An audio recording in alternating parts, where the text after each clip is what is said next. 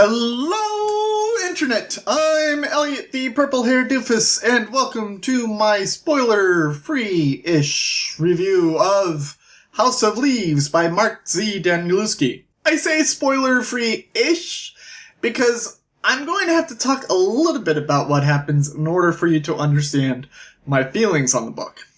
And the whole too long didn't read version or didn't watch version of this is I hated most of it. In order to understand this, I do need to give one thing away. This book is basically 3 different books, kind of blended together, poured into a single book. One of those books I absolutely adored. The other 2 ruined the first one because of how I had to sludge through them to enjoy the first one. The basic premise of the book is there's this guy named Johnny, and he finds a manuscript that was written by a blind man. This blind man had written a sophisticated analysis of a movie that he saw. There's the 2 books, and then the 3rd book is the actual movie itself called The Navidson Record, which is about a family living in a house that is bigger on the inside. I made this joke earlier, but I'm going to make it again. They are living in a TARDIS, which sounds amazing, but they have much more horrific events happen to them in this house. Now, the Navidson Record, the story of the family living in the house, I loved it. It's great. It's very tense. It's very well written. It's very well thought out. The analysis makes you hate the story because the analysis has so many plot holes and it just ruins the story. Johnny's bit? Completely unnecessary. You don't need Johnny's bit at all. He just tries to insert himself into the story where he doesn't belong. The way that this book is written, it's written to look very smart, but it tries so hard to look smart that it forgets to be smart. You have footnotes that lead to other footnotes that have you twisting and turning this book all over and looking in the mirror to read stuff, and it's fun.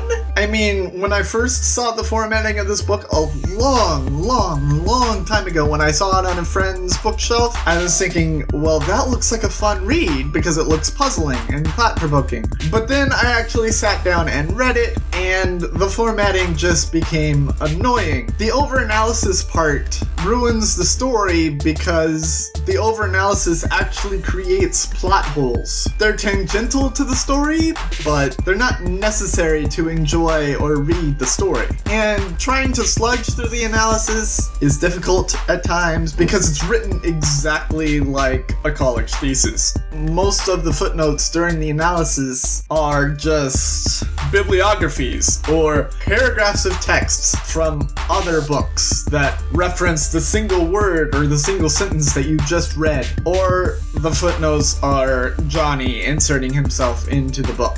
And Johnny's story is, like I said, completely unnecessary, but it could be its own book entirely. The funny thing is, my favorite part of the book, the most beautiful part of the book, is in the back. It's in one of the appendixes, and it has to do with Johnny. It's, I won't give too much away. It's letters that his mom had written him when he was young. That's all I'll say, but I loved those letters. If this had been released as a simple little novella called The Navidson Record, I would have loved this book so much more. But since it was released with this overanalysis and Johnny's bit, oh God, did I hate this book. And I'm not gonna tell you not to pick it up. If you like this book, good on you. I'm glad that you did. I did not. The overanalysis bit reminded me of Rant by Chuck Palahniuk, and if you've read Rant, you'll probably like this. It's hard to say who I would recommend this for. It's hard to say if I can think of any friends that I would say, you have to pick up this book, because I hated it so much. This book has a cult following. I just didn't drink the Kool-Aid on this one, I'm sorry. This has also been described to me as one of the most daunting books books ever written, just because of all the complicated footnotes and appendixes in the back, and how a lot of it just kind of goes into like almost parenthetical steps, almost like a math formula. So now that I've read this book, I know exactly what I want to read after I'm done with my next book. My next book is Bad Unicorn by Platt F. Clark. I've actually started it already. I've only read enough for the first video. I just wanted to record this so that I could shave before I started the new book. It's a very, very easy read because it's a preteen book. It's a book for preteens. And so I'm very excited just to read something fun and light and just kind of breeze on through it. I will reveal the books that I'm reading after this in my videos when I start doing this. If you want to see my completely spoiler-filled review of House of Leaves, you can check out this playlist here where you can watch it all and you can watch me descend into madness. If you would like to read along in my next Let's Read, go out and pick up Bad Unicorn by Platt F. Clark. Borrow it from a friend, borrow it from a library, buy it at a bookstore, buy it at a Kindle.